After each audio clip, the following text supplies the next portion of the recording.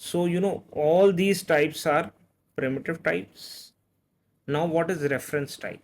So there are two type of data types as I explained. Now let's learn about reference type.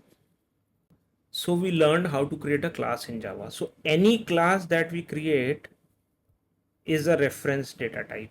It can be my class that we created, or there are some classes already implemented or created in Java. For example, there is an object class. This is the most elementary class. Okay. We also have a string class. It is used for handling string related operations. This is also a class. We can have an integer class. We can have a long class. Don't confuse this integer with int. Int is a primitive, but this integer class is a reference. Okay. Similarly, long, again, don't confuse it by small long.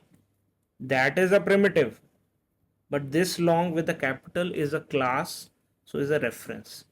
Similarly, we have big decimal, we have float. In fact, we also have capital boolean.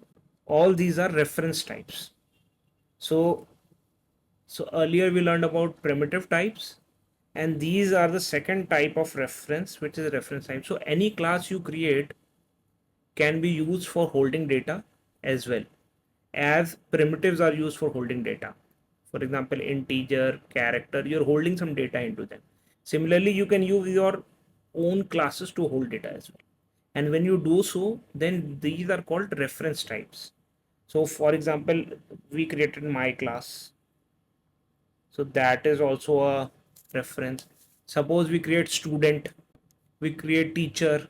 All these are reference types. You will understand this concept more when we learn about OOPS concept, and when we learn about OOPS concepts and classes and objects, you will understand this as well.